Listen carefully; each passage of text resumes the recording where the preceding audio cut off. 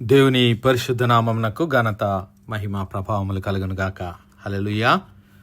ఈ అనుదిన బైబిల్ ధ్యానములకు మీ అందరినీ మన రక్షకుడు ప్రభు అయిన యేసు క్రీస్తుల వారి పరిశుద్ధ నామములో ప్రేమతో ఆహ్వానిస్తున్నాను. ప్రియులారా, యేసు క్రీస్తు ప్రభుల వారు బోధించినటువంటి పరలోక రాజ్యపు ఉపమానములను మనము ధ్యానిస్తూ ఉన్నాం. లూకా సువార్త 15వ అధ్యాయము మొదటి 7 వచనాలు, అలాగే మత్తయి సువార్త 18వ అధ్యాయము 10 నుంచి 14 వరకు ఉన్నటువంటి లేఖన భాగాల్లో క్రీస్తు ప్రభుల వారు బోధించినటువంటి తప్పిపోయినటువంటి ఆ గొర్రెను గూర్చిన ఉపమానాన్ని నేర్చుకుంటూ ఉన్నాం. ప్రియులారా, దేవుని ప్రజలమైన మనమందరము, దేవుని పిల్లలమైన మనమందరము ఆయన గొర్రెలము, ఆయన మేపు గొర్రెలమై ఉంటున్నాం. ఆయన మరి సృష్టించినటువంటి ఆయన ప్రజలము, అనగా ఆయన మేపు గొర్రెలము. ఆయనే మన కాపరి. హల్లెలూయా. ఆయనే మన రాజు, ఆయనే మన పోషకుడు, ఆయనే మన రక్షకుడు. అయితే ఇక్కడ క్రీస్తు ప్రభుల వారు చెప్పినటువంటి ఉపమానాన్ని మరొకసారి చూద్దాం. ఒకప్పుడు సమస్తమైన సుంకరులు, పాపులు ఆయన బోధ వినుటకు ఆయన దగ్గరకు వచ్చుచుండగా పరిసయ్యులను శాస్త్రులను అది చూచి ఇతడు పాపులను చేర్చుకొని వారితో కూడా భోజనం చేయుచున్నాడని చాలా సనుగుకొనిరి.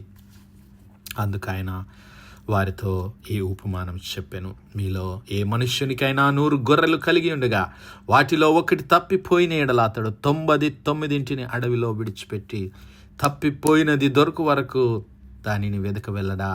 అది దొరికినప్పుడు సంతోషంతో దానిని భుజముల మీద వేసుకొని ఇంటికి వచ్చి తన స్నేహితులను, పొరుగువారిని పిలిచి, మీరు నాతో కూడా సంతోషించుడి, తప్పిపోయిన నా గొర్రె దొరికినదని వారితో చెప్పును గదా. అటువలే మారు మనస్సు అక్కరలేని 99 మంది నీతిమంతుల విషయమై కలుగు సంతోషము కంటే మారు మనస్సు పొందు ఒక్క పాపి విషయమై పరలోకమందు ఎక్కువ సంతోషం కలుగును. దేవుని నామానికి మహిమ కలుగును గాక.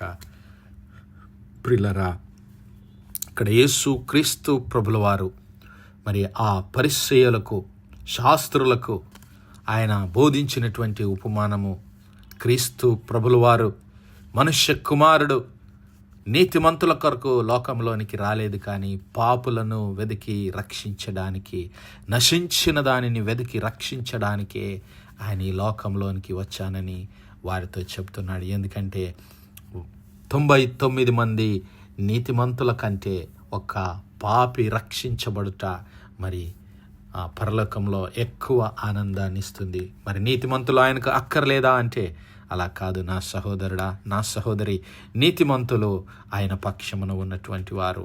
అయితే ఆయన నుండి మరి దూరంగా వెళ్ళిపోతున్నటువంటి వారి ఎడల, మరి నశించిపోతున్నటువంటి వారి ఎడల ఆ తండ్రి హృదయము, ఆ తండ్రి ప్రేమ మరి ఇక్కడ మనకు బయలుపరచబడుతూ ఉన్నది. మరి తండ్రి తన పిల్లలను ఎప్పుడూ విడనాడడు, ఎడబాయడు. ఈ విషయాన్ని మనము తప్పిపోయిన కుమారుని విషయంలో కూడా మనం చూడగలుగుతాం. మరి ఈ లోక సంబంధమైనటువంటి మన తల్లిదండ్రులు అంతగా తమ బిడ్డలను ప్రేమిస్తే ఆ పరలోకపు తండ్రి, ఆ పరిపూర్ణుడైనటువంటి పరలోకపు తండ్రి మరి ఎక్కువగా నన్ను ప్రేమిస్తున్నాడని మర్చిపోవద్దు. ఆ తండ్రి హృదయాన్ని ఇక్కడ క్రీస్తు ప్రభుల వారు ఆ యొక్క పరిశీలకు, శాస్త్రులకు పరిచయం చేస్తూ ఉన్నాడు. ఆ తండ్రి హృదయం ఎలాంటిది అంటే, ఇదిగో ఒక్క గొర్రె, ఆ 100 గొర్రెల్లో నుంచి ఒక్క గొర్రె తప్పిపోయినా దాన్ని వెదకటానికి ఆయన వెళుతూ ఉన్నాడు. 99 మరి అక్కడ వదిలిపెట్టి ఆ మరి తప్పిపోయినటువంటి, ఆ బలహీనపడ్డటువంటి మరి ఆ యొక్క గొర్రె విషయం దేవుడు చింత కలిగి ఉన్నాడు. అయితే దాన్ని వెదకటానికి ఆయన వెళుతూ ఉన్నాడు.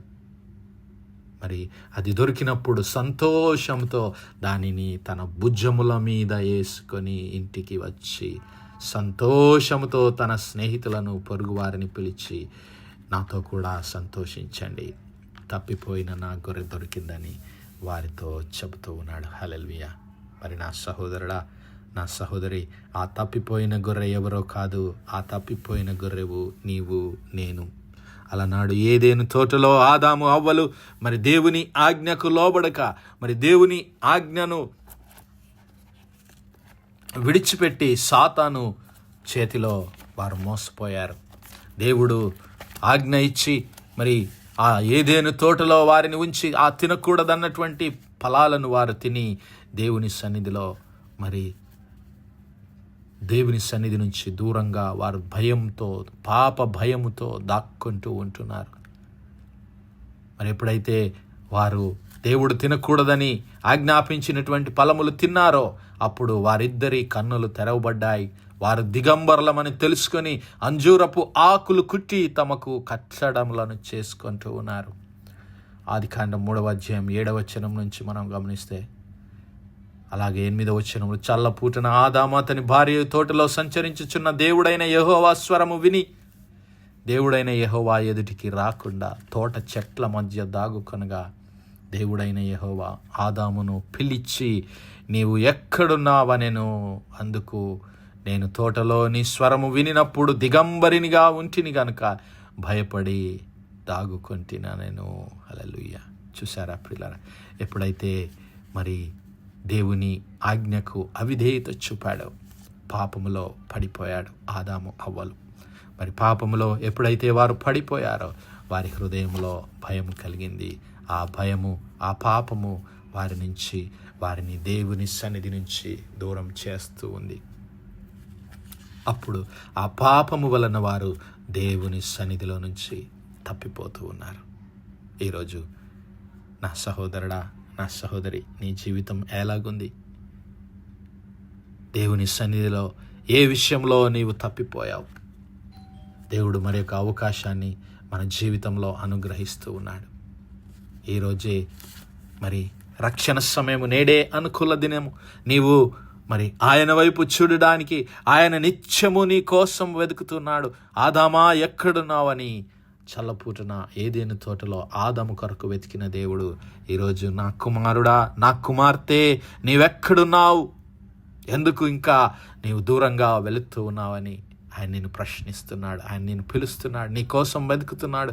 నీ కోసమే కదా ఆ కలువరి శిలువలో యేసు క్రీస్తు ప్రభుల వారు తన పరిశుద్ధ రక్తాన్ని చిందించింది. నీకోసమే కదా ఆయన తన పరలోకపు మహిమను విడిచి కలువరి శిలువలో మరణించి అవమానపరచబడి నిన్ను నన్ను విడిపించడానికి కావలసినటువంటి మూల్యాన్ని ఆయన చెల్లించాడు. నశించిన దానిని వెదకి రక్షించుటకు. ఏ దేవుని సన్నిధిని నీవు కోల్పోయినావో, ఏ నిత్య రాజ్యాన్ని నీవు కోల్పోయినావో, ఏ దేవుని పరిశుద్ధాత్మని నీవు కోల్పోయినావో అది నీకు తిరిగి ఇప్పించడానికి, నిన్ను తన సన్నిధిలోనికి తిరిగి చేర్చుకొనడానికే ఆ క్రీస్తు ప్రభుల వారి లోక రక్షకుడుగా, గొర్రెల గొప్ప కాపరిగా, మంచి కాపరిగా ఆయన వచ్చాడు. మరి నా సహోదరుడా, నా సహోదరి, ఈరోజు నీవు ఆయన స్వరము విని ఆయన వైపుకు తిరిగితే, మారు మనస్సు పొంది నీవు ఆయన వైపుకు తిరగగలిగితే ఆయన నిన్ను చేర్చుకుంటాడు. ఇదిగో ఆ 99 మంది నీతిమంతులతో నిన్ను కూడా చేర్చి మరి ఆ పరలోక రాజ్యములో ఆ దూతల ఎదుట ఆ పరలోకమందు సంతోషము కలగడానికి నీవు నేను కారణము కావాలని యేసయ్య కోరుకుంటూ ఉన్నాడు. ఇంకా సమయము లేదు నా సహోదరుడా, నా సహోదరి. ఆయన రాకడ సమయము త్వరగా, మరి ఆయన రాకడ ధ్వనులు మనకు వినిపిస్తూ ఉన్నాయి. ఎక్కడ చూసినా కరువులు, కాటంకాలు, యుద్ధ సమాచారాలు. ఎక్కడ చూసినా రాజ్యం మీదికి రాజ్యము దండెత్తుతూ ఉంది. తెగుళ్ళు, భూకంపాలు ఆయన రాకడకు సూచనగా ఉంటూ ఉండగా, ఇంకా మరి నీవు తప్పిపోయిన స్థితిలో ఉంటే నేడే మారు మనస్సు పొంది యేసయ్యను సొంత రక్షకుడిగా నీ హృదయంలో చేర్చుకుంటే ఆయన నీ కొరకు సిద్ధంగా ఉన్నాడు. నా సహోదరుడా, నా సహోదరి, దావీదు పాపములో పడిపోయినప్పుడు దేవుడు ఆయన చేయి విడిచిపెట్టలేదు. ఎప్పుడైతే దావీదు తన పాపాన్ని ఒప్పుకొన్నాడో దేవుని సన్నిధిలో, దేవుడి సన్నిధిలో దావీదు పశ్చాత్తాపపడి దేవుని వైపు తిరిగాడో దేవుడు ఆయనను చేర్చుకున్నాడు. ఆయన నిలబెట్టాడు. సంసోను దేవుని ఆత్మచేత అభిషేకించబడినవాడు, నాజీరుగా చేయబడినటువంటి సంసోను దేవుని సన్నిధిలో నుండి తప్పిపోయి తిరిగి దేవుని వైపు చూచినప్పుడు దేవుడు ఆయనను క్షమించి మరి ఒక అవకాశాన్ని ఇచ్చి ఆయనను చేర్చుకున్నాడు. ఈరోజు నీవు ఆయన వైపు తిరిగితే నిన్ను కూడా చేర్చుకోవడానికి ఆయన సిద్ధంగా ఉన్నాడు. నీవు ఎలాంటి స్థితిలో ఉన్నా ఆయన వైపు తిరిగితే నిన్ను చేర్చుకోవడానికి, ఆ 100 గొర్రెల మందలో నిన్ను కలుపుకున్నాడు. ఆ 99 గొర్రెలతో నిన్ను కలిపి 100 గొర్రెల మందగా మనలను చేయడానికే క్రీస్తు ప్రభుల వారి లోకంలోనికి వచ్చాడు. కాబట్టి ఆ క్రీస్తు ప్రభుల వారి స్వరాన్ని విందాం. ఆ నీతిమంతుల గుంపులో, ఆ పరలోకపు రాజ్యంలో ఆనందం కలగడానికి నీవు నేను పాలిభాగస్థులమవుదాం, కారకులమవుదాం. దేవుని సన్నిధిలో అందరము తిరిగి చేరుదాం. అట్టి కృప, అట్టి ధన్యత దేవుడు మనందరి జీవితాల్లో అనుగ్రహించునుగాక. ఆమేన్, ఆమేన్, ఆమేన్. ప్రార్థించుకుందాం.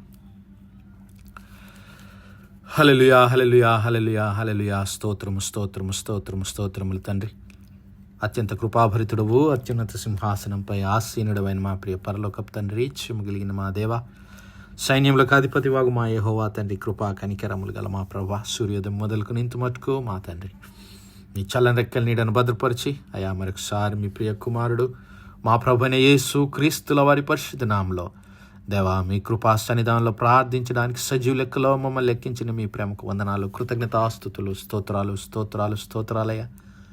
దీనివల్ల మీ యొక్క పరిశుద్ధాత్మ సహాయము, ఆదరణ, కాపుదల, సహవాసం మాకు అనుగ్రహించిన ప్రభువా మీకే స్తుతులు, స్తోత్రాలు చెల్లిస్తున్నాం. అవును మా ప్రభువా, మా అపరాధముల చేతను, మా దోషముల చేతను మేము మీ సన్నిధిలో తిరుగుబాటు చేసి తప్పిపోయినటువంటి స్థితిలో మేము ఉన్నప్పుడు సైతము అయ్యా మమ్మల్ని వెతికి రక్షించడానికి యేసయ్యా మీరు మీ పరలోక మహిమను విడిచి ఈ లోక రక్షకుడుగా మా కొరకు ఈ భూలోకంలో అవతరించి శరీరధారి అయి కృపా సత్య సంపూర్ణుడిగా అయ్యా మా కొరకు మమ్మల్ని వెతికి రక్షించడానికి వచ్చిన యేసయ్యా, ఈ దినమే మీ మెల్లనైన స్వరాన్ని మేము విని అయ్యా మీ వైపు తిరిగి మారు మనస్సు పొంది మీ పరిశుద్ధ రక్తంలో మా ప్రతి దోషమును, కల్మషమును, పాపమును, మా హృదయములను శుద్ధీకరించుకొని ప్రభువా నీతిమంతులుగా మార్చబడటానికి, ఇదిగో ఆ నీతిమంతుల గుంపులో చేర్చబడటానికి, ఆ పరలోకంలో మరి దూతలు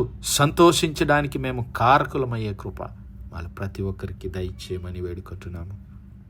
కృపగల దేవా, ఈ వర్తమానాలు వినిచున్న మా ప్రియ బిడ్డల కుటుంబాలన్నింటినీ మరి జ్ఞాపకం చేసుకుని దీవించండి, ఆశీర్వదించండి.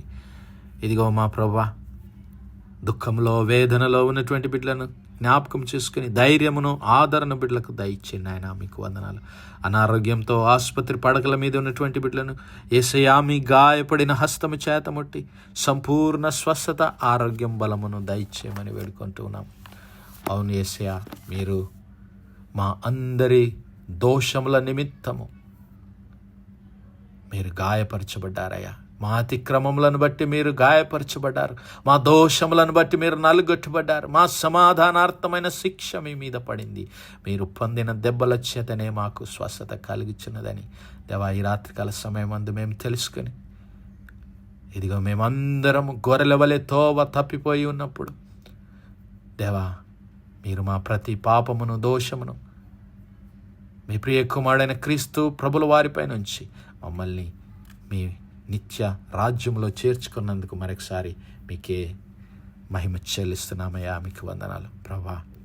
ఈ రాత్రికాల సమయం ముందు మా యవన బిడ్డలను జ్ఞాపకం చేసుకుని ఇంకా ఎవరైనా ప్రభా మీ సన్నిధిలో తప్పిపోయిన స్థితిలో ఉంటే ఈ రాత్రికాలం బిడ్డలను పిలిచి మీ రక్షణలోనికి నడిపించి మీ నామానికి మహిమ, ఘనత, ప్రభావాలు ఆరోపించుకోమని మా ప్రభును, మీ ప్రియ కుమారుడు, మా రక్షకుడైన యేసు క్రీస్తుల వారి పరిశుద్ధ నామమున ప్రార్థించి వేడుకుంటున్నాం మా పరలోకపు తండ్రి. ఆమేన్, ఆమేన్, ఆమేన్. God bless you all. Praise the Lord. Shalom.